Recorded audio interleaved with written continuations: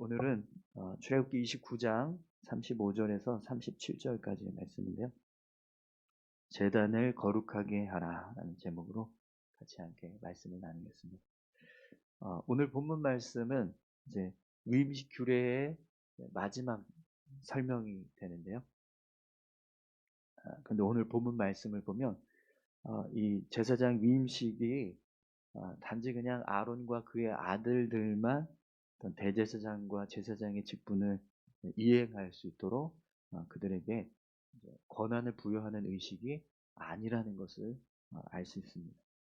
이 대제사장과 제사장의 위임식은 그냥 단지 아론과 그의 아들들만 세워서 그 역할을 감당하게 하는 것이 아니라 그들이 사용하는 모든 재단부터 모든 기구들까지 다 하나님께서 그것들을 용도에 맞춰서 그 권한을 부여하고 계신다라는 것을 오늘 본문을 통해서 보게 돼요.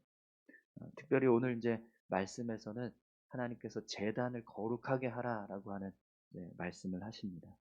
그래서 제단을 속죄하여 깨끗하게 하고 기름을 부어 거룩하게 하라 이렇게 말씀하시는 내용을 보게 되는데요. 우리 35절에서 36절을 같이 함께 보겠습니다. 너는 내가 내게 한 모든 명령대로 아론과 그의 아들들에게 그같이 하여 이레 동안 위임식을 행하되 매일 송아지 수송아지 하나로 속죄하기 위하여 속죄제를 드리며 또 제단을 위하여 속죄하여 깨끗하게 하고 그것에 기름을 부어 거룩하게 하라. 아멘. 7일 동안 위임식을 진행시키시게 하시는데요. 근데 매일 이제 송아지 한 마리, 수송아지 한 마리를 속죄제로 드리게 됩니다. 근데 이 속죄제는 아론과 그의 아들들이 하나님 앞에 지었던 죄들을 정결하게 씻기 위한 죄 사함의 목적을 가지고 제사를 드리는 행위가 되는데 의식이 되는데요. 그런데 이 속죄제를 하나님께서 오늘 본문 말씀을 보면 이 속죄제를 드리는 이유가 단지 그냥 아론과 그의 아들들의 죄만 씻는 게 아니라 이 속죄제를 통해서 제단을 속죄하게 하라 이렇게 말씀합니다. 제단을 속죄하고 깨끗하게 하고 또 그 기름을 부어서 제단을 거룩하게 하라 이렇게 지금 말씀하고 계십니다. 이 말씀은요, 속죄제가 단지 그냥 아론과 그의 아들들의 죄를 씻는 정결 의식이 아니라 이것을 통해서 아론과 그의 아들들이 사용하는 모든 기구들조차도 다 거룩하게 구별시키는 그런 의식이라는 것을 분명하게 말씀하고 있습니다. 그럼 여러분, 아론과 그의 아들들이 하나님 앞에 이 속죄제를 드리는 이유는 분명히 그들이 살아오면서 지은 죄가 있기 때문에 그 죄를 씻기 위해서 속죄제가 필요할 거예요. 하지만 제단은 여러분 속죄제가 필요할까요? 제단이 하나님 앞에 죄를 지을 수 있을까요? 제단은 사실 죄를 지을 수 있는 그 물건이 아닙니다. 그죠? 그리고 이미 제단 자체가 하나님 앞에 제사를 드리기 위해서 만들어진 도구이기 때문에 그냥 그것 자체로도 거룩하게 여겨질 수 있는데 하나님은 그게 아니라 이 제단을 속죄하라 이렇게 말씀해요. 속죄제를 드려서 그 속죄제를 가지고 이 제단을 깨끗하게 하고 거룩하게 하라 이렇게 말씀하신다는 거죠. 그럼 여러분 왜 제단을 속죄하라고 말씀하실까요? 제단을 거룩하게 해야 되는 이유가 뭘까요? 여러분 이 제단을 속죄제를 통해서 속죄시키는 이 과정은요. 이 제단이 죄가 있어서 그 죄를 씻게 하시는 게 아니고요. 이것은 하나님께서 그냥 제사를 드리기 위해서 만들어진 도구라 할지라도요. 그냥 사용하는 게 아니라 하나님이 그 제단을 그런 제사를 드릴 수 있는 도구로 삼는 권한을 부여하는 의식이 되는 거예요. 이 속죄제를 통해서 이 제단에 죄를 씻고 이것을 거룩하게 한다라고 하는 의미는 그 제단이 가지고 있는 죄를 어떤 사하는 의식이 아니라 하나님이 이 제단을 사용하시겠다라고 하는 권한을 부여하는 의식이 된다는 거예요. 그럼 여러분, 이것을 통해서 우리가 뭘 알 수 있죠? 아무리 그냥 하나님 앞에 어떤 거룩한 용도로 쓰여지려고 만든 도구라 할지라도요. 그 도구가 사용되기 위해서는 하나님의 권한이 필요하다. 하나님이 허락하셔야 한다. 이걸 내가 쓰겠다 이렇게 허락하시는 모습이 필요하다라는 거예요. 무조건 그냥 제단으로 만들었다고 해서 다 제단이 되는 게 아니라 하나님께서 허락하신 제단만 하나님께 제사를 드릴 수 있는 도구가 될 수 있게 하신다라는 거예요. 그래서 여러분, 어, 이 말씀을 통해서 우리가 한 가지 알 수 있는 사실이 있습니다. 그게 뭐냐면 하나님께서 대제사장과 제사장을 어느 집안에서만 할 수 있게 허락하셨죠? 아론과 그의 아들들입니다. 대제사장과 제사장의 권한을 가지고 그 역할을 감당할 수 있는 집안은 아론의 집안인 거예요. 다른 집안에서는, 다른 지파에서는 그 역할을 감당할 수 있는 사람들이 나오지 못하게 하셨습니다. 그것처럼 여러분 제단도요 똑같습니다. 하나님이 지정하신 권한을 부여하신 제단만 하나님 앞에서 제사를 드릴 수 있게 한다라는 거예요. 그러니까 제단을 그냥 아무렇게나 막 만들어서 그냥 아무 데서나 제사를 드리게 하는 게 아니라 하나님이 정하신 제단이 있다는 거예요. 내가 제사를 너희들이 드렸을 때 그 제사가 어느 제단에서 드려지느냐 이게 되게 중요하다는 거예요. 그래서 이것 때문에요. 어떤 일이 벌어지냐면 여호수아서 22장에 가면 요단 동편 사람들이 이제 다 집으로 돌아가요. 가나안 땅 다 정복하고 분배가 다 끝나고 나서 이제 요단 동편 사람들이 이제 본토 땅, 이 가나안 땅을 다 점령할 때까지 같이 함께 동행하면서 전쟁을 치르잖아요. 그리고 나서 다시 돌아가게 되는데 돌아가서 뭘 하냐면 요단강 근처에다가 큰 제단을 하나 쌓습니다. 그래서 그 제단 쌓은 모습을 보고 가나안 땅에 들어갔던 나머지 지파들이 갑자기 이제 군사를 이끌고 요단 동편을 치기 위해서 이렇게 몰려오는 상황이 벌어져요. 왜 그러냐면 하나님 앞에 제사를 드리는 제단은 이미 성막에 지금 있는 제단이거든요. 그런데 요단 동편에 있는 사람들이 또 제단을 쌓고 거기서 하나님 앞에 제사를 드리려고 하는 그런 모습이 발생한 걸 그걸 용납할 수가 없다는 거예요. 왜냐하면 하나님이 허락하신 제단은 성막에 있는 제단만 사용할 수 있는데 그 제단이 아닌 다른 제단으로 제단을 쌓고 하나님 앞에 제사를 드린다. 그것은 하나님이 원하시는 모습이 아니기 때문입니다. 그래서 여호수아서 22장 16절에 보면 이런 말씀이 있습니다. 여호와의 온 회중이 말하기를 너희가 어찌하여 이스라엘 하나님께 범죄하여 오늘 여호와를 따르는 데서 돌아서서 너희를 위하여 제단을 쌓아 너희가 오늘 여호와께 거역하고자 하느냐. 다른 제단을 쌓고 그것을 가지고 제사를 드리는 행위 자체가 하나님을 거역하는 거라고 생각했다라는 거예요. 그래서 여러분 이 사무엘상과 이 열왕기상, 역대기 말씀을 보면 계속 하나님 앞에 어떤 이제 거룩한 모습을 회복하고 또 그들이 하나님 앞에 어떤 이제 바른 모습으로 세워져 갈 때 항상 꼬리처럼 달리는 게 있어요. 그러나 여전히 산당에서 그들이 제사를 드렸다. 이런 말씀이 계속 붙거든요. 이게 왜 그렇게 말씀하시냐면 하나님이 보실 때 음란한 모습, 거역하는 모습 중에 하나라는 거예요. 하나님이 만드신, 하나님께서 세우신 제단의 모습은 성막에 놓여져 있는 제단이 유일한 제단입니다. 그래서 거기서만 하나님 앞에 제사를 드리도록 허락하셨는데 그게 아니라 다른 데서도 제단을 만든 거예요. 우리는 여기까지 와서 제사 드리는 게 너무 힘드니까 우리가 알아서 제단을 만들고 여기서 제사 드리겠다. 그래서 다른 데서 자꾸 산당 이런 데서 뭐 산 높은 곳에다가 또 제단을 만들고 거기서 막 이렇게 제사를 드리니까 그 제사가요, 하나님 앞에서는 허락되지 않은 제사인데 그런 제사가 계속 이스라엘 땅에서 벌어지고 나니 하나님이 그걸 싫어하십니다. 원하지 않는 제사의 모습들이 벌어지게 되더라고요. 여러분, 하나님은요, 하나님께서 어떤 일을 행하실 때, 그리고 하나님께서 누군가를 세우실 때, 무언가를 사용하실 때 반드시 그 어떤 일에 대한 권한을 부여, 또 그 사람에 대해서 권한을 부여하시고 그 도구를 사용하기 위한 권한을 부여하신다.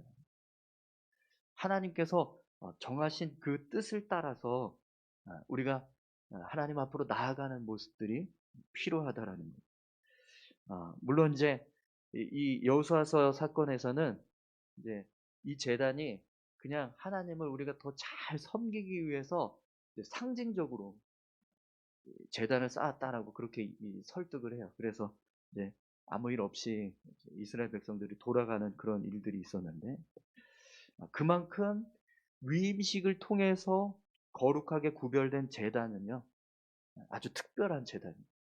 유일한 제단이 되는 거예요. 오늘 본문 말씀을 보면 그래서 여러분 하나님께서 이 제단을 거룩하게 하시고 나서 어떤 권한을 부여하시는지 한번 보세요. 37절입니다. 너는 이레 동안 제단을 위하여 속죄하여 거룩하게 하라. 그리하면 지극히 거룩한 제단이 되리니 제단에 접촉하는 모든 것이 거룩하리라. 아멘. 오늘 본문 말씀 뭐라고 심지어 뭐라고 말씀을 하세요? 이 제단을 속죄하고 거룩하게 한 이후에 이 제단에 닿는 모든 것이 거룩해진다 이렇게 말씀해요. 여러분 하나님 앞에 제사를 드리는 행위를 할 때, 의식을 치를 때 그 의식에서 가장 중요한 요소가 뭘까요? 제단이 중요할까요? 제물이 중요할까요? 제물 자체가 중요할까요? 아니면 그 제사를 드리는 어떤 목적과 그 제사를 드리는 사람의 마음이 중요해요. 제일 중요한 거는 제사를 드리는 자의 마음과 그 제사를 드리는 목적이 되겠죠. 그런데 오늘 말씀을 보면은요, 뭘 중요하게 하나님께서 말씀하시는 걸 알 수 있습니까? 제단 자체를 중요하게 여기신다는 거예요. 이 제단에서 하나님 앞에 제사를 드리는 사람은 그 제물을 하나님이 거룩하게 여기시겠다. 이 제단에서 제사를 드리는 제사를 내가 거룩하게 여기겠다. 이렇게 지금 말씀하신다는 거예요. 이 제단이 가지고 있는 이 역할이 굉장히 중요하다라는 것을 지금 말씀하고 계십니다. 여러분, 어, 그러면 여러분, 우리가 이 모습을 통해서 우리의 신앙에 접목시켜서 지금 이 말씀을 통해서 우리가 지금 우리에게 이것을 통해서 깨닫게 하시는 모습이 뭘까요? 여러분, 예배를 드릴 때 우리가 어떻게 하나님 앞에 예배를 드리죠? 하나님을 향하여서 우리가 예배를 드립니다. 이 예배를 드릴 때 우리가 어떻게 예배를 드려야 될까요? 네. 예, 맞습니다. 신령과 영과 진리로 하나님 앞에 우리가 예배하잖아요. 네. 이 제단은 사실 예배와 관련된 도구입니다. 그렇기 때문에 이 제단에 대해서 말씀하신다는 건 우리로 적용한다면 예배의 시간에 대한 말씀이거든요. 예배를 드리는 것에 대한 말씀을 하시는 거예요. 그럼 여러분, 이 예배를 우리가 드릴 때 어떻게 드려야 할까요? 오늘 말씀으로 본다면 여러분, 예배는요, 제단이 있어야지 되는 거예요. 하나님이 허락하신 제단이 있어야지 된다는 걸 알 수 있어요. 그래서 여러분, 사실은 지금은 우리가 코로나 때문에 이 성전에 모여서 예배하는 자체가 어려우니까 그냥 우리가 자유롭게 영상을 통해서 어디서든지 예배해라. 예배가 중요하니까 어디서든지 예배할 수 있게 그렇게 하자. 그래서 영상으로 예배하지만 사실은요, 하나님이 기뻐하시는 예배는 어떤 예배일까요? 성전에 모여서 예배하는 거예요. 왜요? 이 성전이 하나님을 향해서 예배하라고 권한을 부여한 장소이기 때문에. 어, 나중에 이제 점점 시간이 흐르고 나면 아, 우리가 더 이 성전에 대한 의미가 점점 사라질 것 같아요. 지금처럼 우리가 살아간다면 코로나 때문에 더 코로나 이후에 뭐 코로나가 아닌 또 다른 어떤 질병이 발생한다든지 아니면 또 다른 어떤 어려움이 생겨서 성전에 모여서 예배하는 것 자체가 어려운 시대에 우리가 이제 점점 살게 될 거라고 예측을 합니다. 그러나 여러분 성전에 모여서 예배하는 것 이거 정말 중요한 거예요. 하나님 앞에 우리 얼마든지 성전에 모여서 예배할 수 있는데도 불구하고 어, 나는 그냥 집에서 가정에서 영상으로 예배하겠습니다. 이것은요 온전한 신앙의 모습이 될 수 없다는 거예요.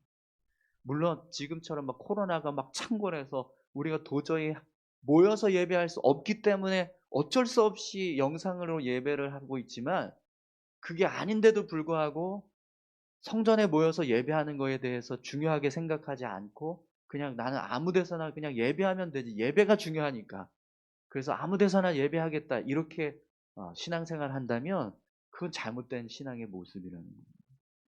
오늘 저와 여러분들이요 성전을 사모하는 자 될 수 있기를 소망합니다. 하나님 분명하게 말씀하세요. 이 제단에 닿는 모든 것이 거룩하게 될 겁니다. 이 제단에 접촉되는 모든 것을 거룩하게 하리라 라고 말씀하십니다.